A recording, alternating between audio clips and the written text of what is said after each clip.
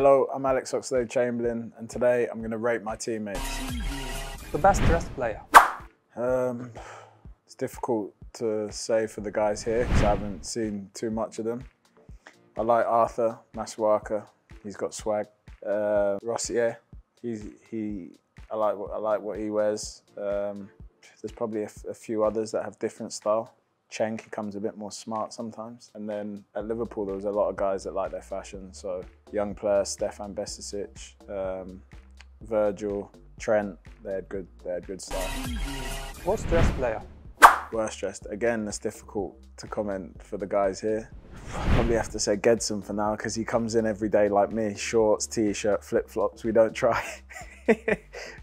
But I'm sure if he tried, he could look good. So to give you a better answer, there was a lot of bad dresses at Liverpool.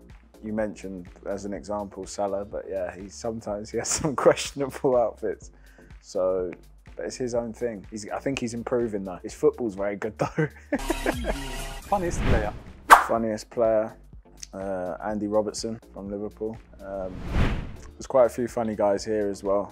Rossier I find funny, but again, I have to see more from the boys to see who's the funniest here. Say Andy Robertson from my time at Liverpool. Yeah, he's the funniest. When Gravenberg signed for the Liverpool, I saw a comment from the Robertson. He said, finally, quality Dutch player. Yeah, I saw that. So I think it's proving your point. Yeah, that's his character. He's a joker. Most serious player? James Milner, definitely James Milner. Again, here I'm not too sure yet. I'm sure I'll find out. But yeah, in my career, James Milner's the most serious. When it comes to his job, he's very, very serious. Off the pitch, he's more fun than people think. But yeah, he's definitely a serious guy. Most punctual player? James Milner. He sets the standards very high with stuff like that. He's never late.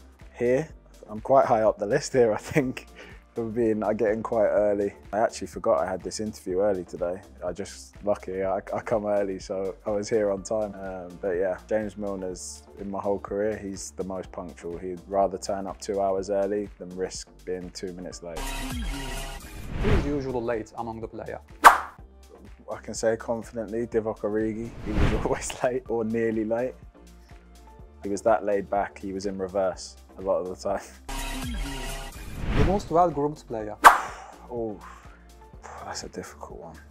For me, in my career, who I've played with, Olivier Giroud. His hair was 10 out of 10. Or Mikel Arteta, his hair was always perfect as well, and still is. But I think Olivier, he took very good care of himself. So yeah, I'd say Giroud. Who talks the most among the players? That's a difficult one. I like to have a chat. At the minute, Turkish isn't good enough, so I can't have too many chats with too many people. But the guys that have good English, I have a good chat with. And to be honest, even the guys that speak Turkish, I still try and speak to them quite a bit. Try and learn a few words here and there. At Liverpool, Andy Robertson liked to have a chat. Quietest player? Quietest player, I would say, that's a difficult one. At the start, when he first came to the team, Trent Alexander-Arnold, he was quiet. He's not quiet anymore, but when he first came in, he was very shy, so he was quiet. Here, I'm not too sure yet. Everyone seems quite loud and talkative. I'm trying to think if there's any other guys that are quite quiet that I've played with. Bobby Firmino, he was quite a quiet guy. He kept himself to himself, really good. He got on really well with everyone. But yeah, he liked to just not say too much unless he needed to, so yeah. Who is the most generous player?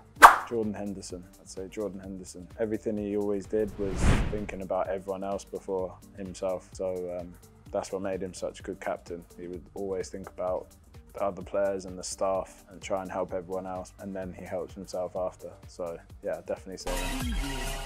Who's always on the social media? That's a difficult. Mostly the younger guys now. Here, I'm not too sure, but there was a few at Liverpool. Harvey Elliott, he used to like his social media. When he was just coming into the first team, he used to get himself nearly in trouble with a few posts here and there. When he was like really young and he didn't know that stuff gets blown up so much.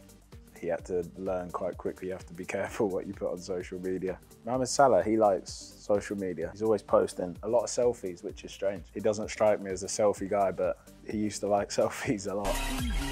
Who sleeps the most? Sleeps the most? Yeah. Here, I think Rossier, from what I've seen, this guy sleeps all the time. Any break he gets, he's asleep. In between when we do double sessions, he sleeps until the last minute he has to wake up to come to train. Even the meetings sometimes, he'll sleep until the very last minute and he comes down and he still looks like he's been asleep. But I think him here, I like to sleep as well, to be fair. If I get a chance to have a lie-in, it's no problem for me. I can stay in bed and sleep. Who has the biggest appetite? That is, I don't know. At Liverpool, it's Virgil. He's like the same size as two men. He's that big, he has to eat that much, so he used to eat a lot. Here out the guys, I'm not sure yet. Who's the hardest worker? Here, there seems like there's a lot of hard workers here from what I've seen. Everyone seems like they do a lot of extra stuff here. Ante Rebic is always in the gym doing his program. Abu Bakr, he always does his extra bits. He works really hard. There's some other guys I probably haven't seen enough of. And then back in my Liverpool days, I'd say, yeah, James Milner worked really hard, and Jordan Henderson, but Mo Salah was like the hardest worker. Him and Sadio Mane, every day, all day, they'd be doing something. So yeah, I learned a lot from them guys. Toughest player?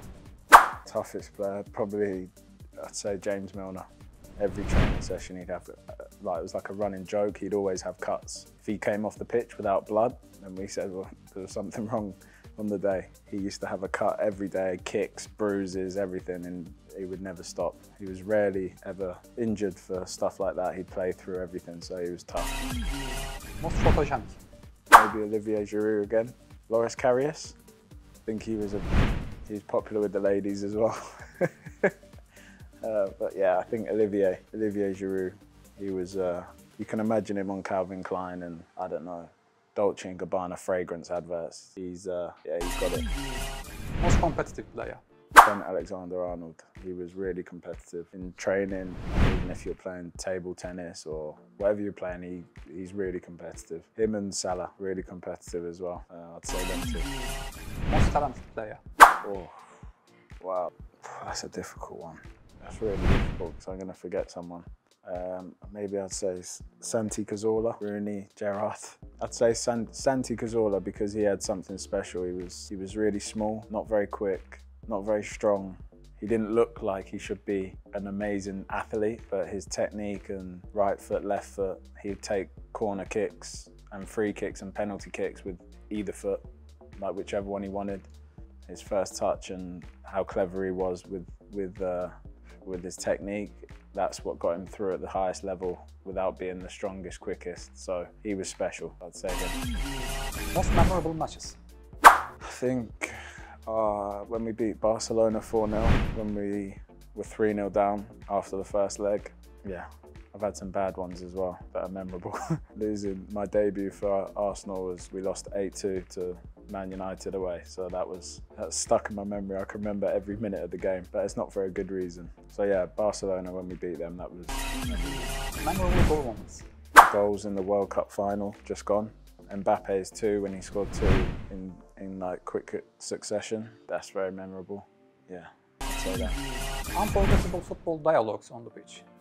There's a lot. I don't usually say much when I'm on the pitch. I don't talk too much to opposition or teammates in a bad way, but usually the dialogues that are unforgettable are usually bad exchanges. And to be honest, I don't have too many bad sort of things like that with teammates. I can remember one pre-season game.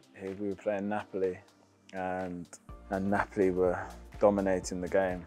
And I remember maybe like 20 minutes in, James Milner ran over to me, not patronising. He was generally concerned. He's just said like, "Are you okay? Like, do you feel all right?" And I knew that meant that was his nice way of saying, "What's up with you? You're not running enough. You don't look good, and you're playing terrible." And the way he sort of just asked me if I was okay, that really stuck in my mind. I remember afterwards we were all having like a laugh and a joke, and I said, "Listen, Millie, if you're telling me I'm playing bad, just tell me like, what's wrong with you? You're playing so bad. You don't have to ask me like in that way. Is everything okay?" It was like, you know, if someone has a problem with family at home and you know there's a problem, but you don't want to be so direct, and you sort of ask them, is everything okay at home? He did that to me on the football pitch. So I remember at the time I was like on the pitch, it made me chuckle, but I knew that was him saying, come on, you need to be better than this. Your best ever goal? Probably my goal against Genk in the Champions League. My second goal in that game. It was like outside of the foot on like first time, it went off the crossbar and in. My goal against Man City in the Champions League. Probably one of them two. Your best ever performance? I remember one game I had away at Bayern Munich in the Champions League for Arsenal. I think I played on the wing that game maybe, but I just it was a really difficult game and they dominated a lot. They had a really good team and they had a lot of the ball. So a lot of the time when we had the ball, it was kind of, like on the counter. So I just found myself in that game having to do a lot of dribbling. And against like Philip Lahm, Tony Cruz, Schweinsteiger, they had like a really good team. I remember just being really successful with a lot of dribbles and take-ons in that game.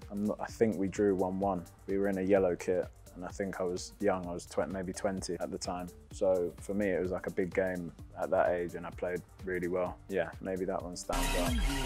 So how do you find in Istanbul? It's nice, it's been very hot. Very warm, which is difficult with the football sometimes. So I kind of got used to that. And I think this week it's a bit cooler now. So it's more what I'm used to now, nearly. So yeah, but you can't complain with the nice weather. And I think it's been quite easy to adapt for me. It's not too different to being back home. Food's good, I like the food. The best rice and meat, chicken is, the rice. I don't know what you put in your rice, but the rice is really good here. So that's good. And the team's been really easy to settle into and get used to being with the lads. It's a really good group of guys, so yeah, I've enjoyed it and I'm starting to feel more settled now. And do you miss the traffic in England? Yeah, when I lived in London for a long time, so that was similar. If you go into central London, it's bad traffic.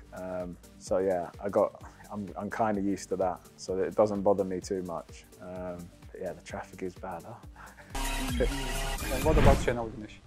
Yeah, it's been really good to have a fresh start from a manager with different ideas. Some of his ideas are similar to stuff that I've done before and worked on.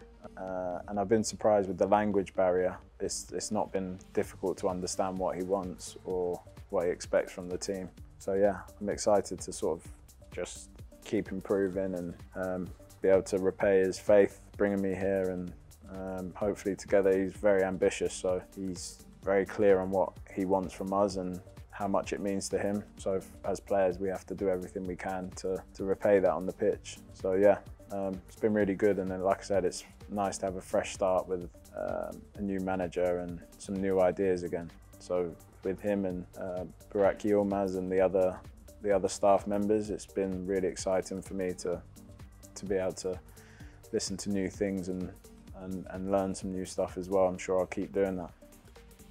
Thank you, that's all. In this section, I listed the most notable players in my career. I hope you guys liked it. See you later.